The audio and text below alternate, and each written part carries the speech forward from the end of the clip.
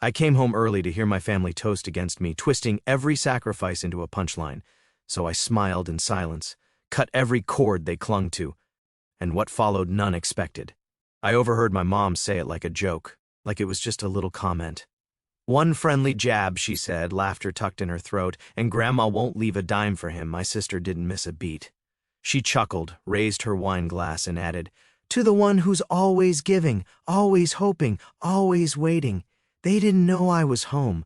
I'd arrived early, my bag still in the hallway, my coat half off, trying not to let the cold in with me. I didn't expect applause. I didn't even expect a hug, but I didn't expect this." It wasn't the words that cut. It was the ease, the way they said it without even checking the room, like I was furniture, like I was the invisible engine that drives everything but doesn't need a seat at the table. I didn't interrupt. I didn't say, "Hey," or "I heard that," or "Are you serious right now?" I just stood in the hallway for 3 seconds too long, long enough to feel the air go stale in my lungs. Then I walked in with the calmest smile I could find. "You're wrong," I said. Just that. They turned to me, startled, guilty, embarrassed, no, amused. My mom blinked like I was overreacting. My sister raised an eyebrow like she was waiting for a punchline. There wasn't one. I went to the kitchen, poured myself a glass of water, and sat quietly for 10 minutes. No one followed. No one asked if I was okay. I checked my bank app just to see, then closed it. No rush. By the time I left that night, the silence in my car was louder than the whole house. They believed I was overly emotional, misreading the moment entirely. They failed to grasp that a boundary had been crossed, silently, deliberately, irrevocably. This wasn't the first betrayal, and that realization seared my soul. That night, sprawled across the couch in Grandma's guest room, staring into the shadowed ceiling, a restless clarity kept sleep at bay. Rage would have been simpler, a fire to burn and be done with. Instead, I felt a piercing wakefulness, as if I'd emerged from a fog-shrouded labyrinth into stark daylight, seeing their true colors laid bare. My sister's mocking toast echoed in my mind, "To the one who's always giving, always hoping, always waiting." Once I clung to the belief that kindness would earn their recognition, that if I poured out enough generosity, held on to hope, and endured patiently, they would truly see me, but they never did.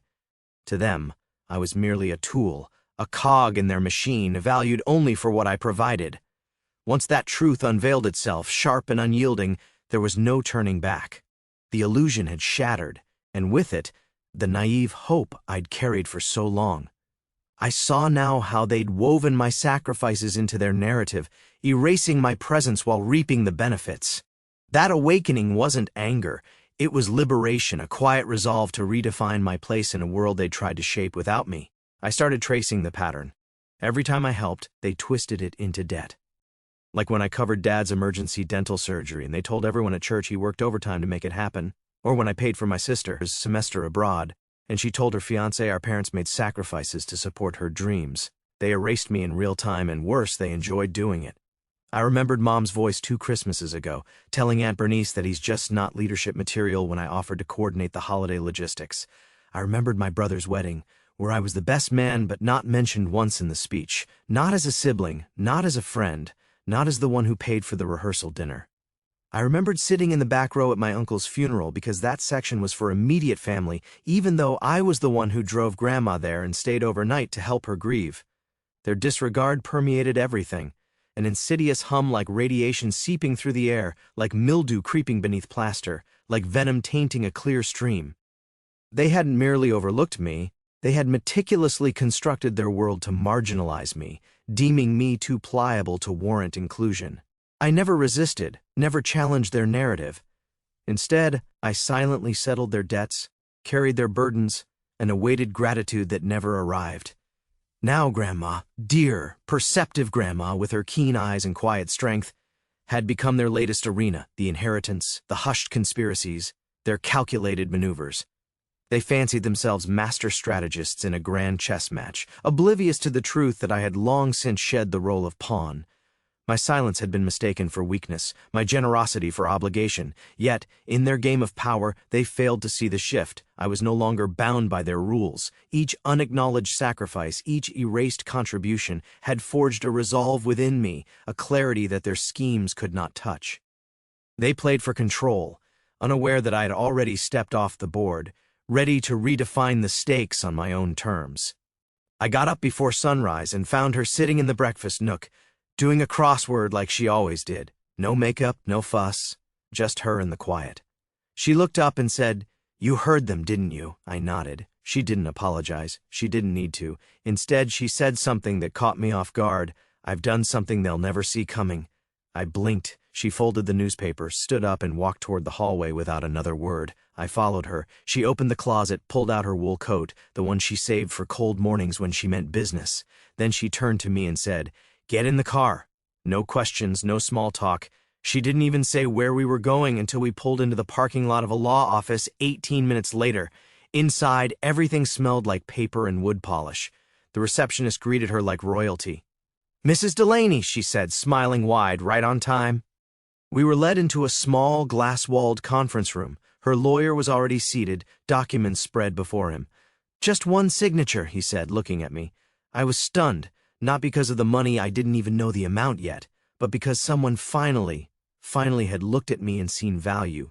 Not convenience, not guilt, not a fallback, just worth. They would never see it coming because to them, I was a ghost, a system, an extra chair they didn't mind giving away. They forgot something vital ghosts remember. I put my signature on the document, not for the wealth it promised, but for the truth it cemented, the first stone in a barrier I would raise to shield myself from the years they had stolen. 3 days later, the ground began to shift beneath them, subtle tremors rippling through their carefully curated world, yet none could pinpoint the source. They remained oblivious to what Grandma had set in motion, blind to the seismic change she had orchestrated. Not even my mother, with her sharp tongue and sharper schemes, sensed how precariously close they stood to losing the empire they believed they controlled. But I saw it now, the intricate web of their manipulations, the pattern of taking without giving, of erasing me while profiting from my loyalty. That clarity was my liberation. I was done adhering to their unspoken rules, finished playing the role they had scripted for me. With that signature, I had stepped into a new reality, one where their game no longer held sway, and I was free to forge my own path unburdened by their expectations. They didn't even notice the silence at first. That's the thing about parasites. They never feel the cord being cut until the blood stops flowing. 3 days after the lawyer's office, I went back to my apartment, sat down with a yellow legal pad, and drew a spider map. At the center, me. Around it, every point of contact, every string they'd attached themselves to. Mortgage cosign, streaming services, insurance, utilities, phone plans, cloud services, tax filing software, Wi-Fi infrastructure, password manager. I wasn't a person to them. I was infrastructure. And I'd built it all. Worse, I let them. Year after year. Tiny decisions that seemed harmless. Add them to my family plan? Sure. Pay for TurboTax so they don't miss the deadline? Fine. Sync my Dropbox with Dad's tax folder? Whatever. It wasn't generosity.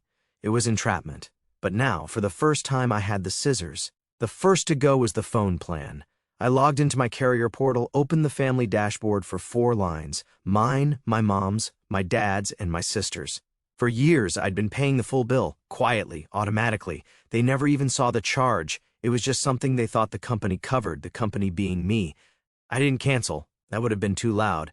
Instead, I initiated a transfer of ownership, giving each of them 72 hours to accept the terms, meaning they'd have to attach their own payment method or lose access. No warning, no explanation, just a pop-up in their inbox saying, "This account has been released from shared billing. Please confirm your payment method within 3 days to avoid service interruption." Next came the cloud.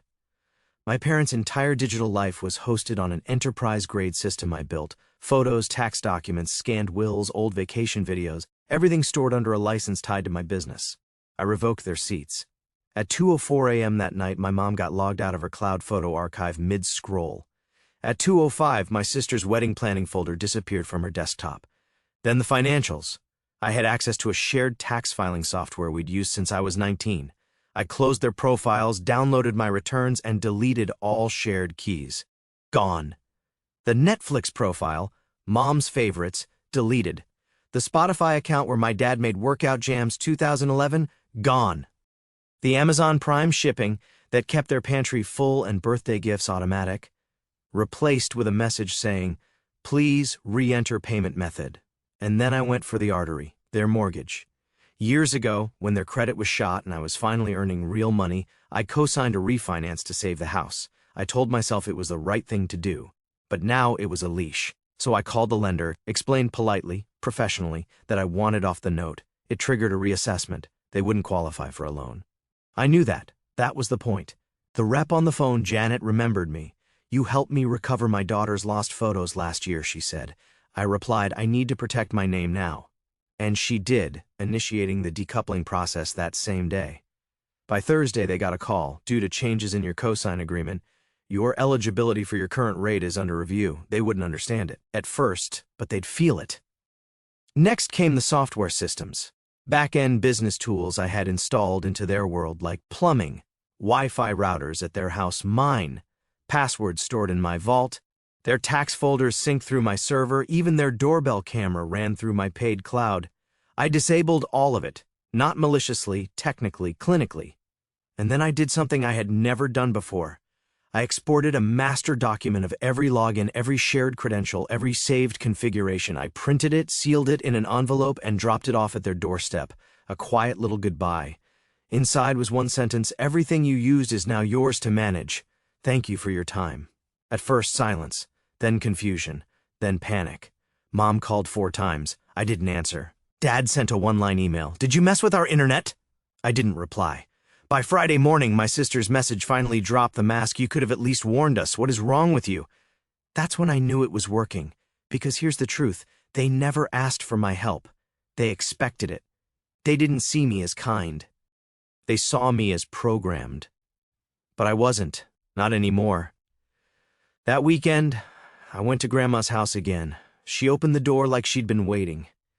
"I see the fallout started," she said with that sharp little glint in her eye. I just smiled. "It's not revenge," I told her. "It's infrastructure reclamation." It didn't take long. By Monday, the texts weren't texts anymore. They were novels, manifestos, panic in paragraph form. It started with my mom, always the lead soprano in the family opera. First, she tried guilt. "I don't know what we did to deserve this kind of betrayal. You could have talked to us. You didn't have to be cruel." Then shame. "Do you know how embarrassing it is when your own mother has to explain to the mortgage company why the payments are late?" Then martyrdom. "I gave you life. I cleaned your wounds. I sat beside your hospital bed, and this is how you repay me." But never accountability. Not once. No mention of what they said. No mention of Grandma. No mention of why I acted. Just this fog of emotional warfare, as if they could smoke out the truth by choking me with their version of it. Then came my sister. Her weapon of choice, sarcasm soaked in venom. "So what? You're punishing us for not groveling? We didn't realize you needed to be worshipped. You always were dramatic. Now you're just rich and dramatic." I didn't reply, so she escalated, posting cryptic quotes on social media. Some people think cutting off family makes them powerful. It just makes them empty. Captioned with a black heart emoji. She tagged me. I untagged, then blocked. The following morning, my dad finally stepped in. He left a voicemail. He didn't sound angry. He sounded rehearsed. "Son, I think we've all lost sight of what matters here. We're a family, and families don't always get it right, but they don't abandon each other." There was a pause, then, "We're willing to forgive you." That part made me laugh out loud. I played it again. Forgive me. That was the story now. They cast me as the saboteur, the unstable one, the wayward son, the one who threw a tantrum and burned the bridge just to feel tall. They were rewriting the narrative fast and publicly. By Wednesday, mutual contacts started messaging me. An old family friend sent a DM. "I'm not sure what happened, but your mom said you were going through something. If you ever want to talk." Another one emailed me a church newsletter. A paragraph in the community notes section read, "Prayers for the Delaney family as they navigate challenges with a struggling adult child." Struggling. That was the word. Not estranged, not distancing, not setting boundaries. Struggling. Because to them, independence looked like a breakdown. Dignity looked like disobedience. Silence looked like instability. I didn't reply to anyone, not out of weakness, out of precision. Any reply would validate their story, so I stayed quiet. And that silence drove them mad. By Friday, the phone calls turned frantic. Blocked numbers, private numbers, fake numbers. Then voicemails like this one from my mother. "You think you're so clever, so above us. But you're not. You're still that broken little boy who cried when his Lego set fell apart." She was screaming about money, about respect, about how no one will ever love you like family does. She ended with, "You think Grandma loves you more than us? Just wait, you'll see." That was when I knew they felt the shift. They didn't miss me. They missed what I gave them. And now that the faucet was turned off, they were flailing, scrambling, trying to make noise loud enough to fill the space I left behind. Saturday morning, Grandma called. She didn't ask how I was doing. She just said, "They know something's wrong. They just don't know what." I asked what she meant. She told me she'd received a visit. My mom in tears, asking questions like, "Did he say anything? Did he leave something with you? Are you safe? Safe?" The irony. They had turned a family inheritance into a battleground.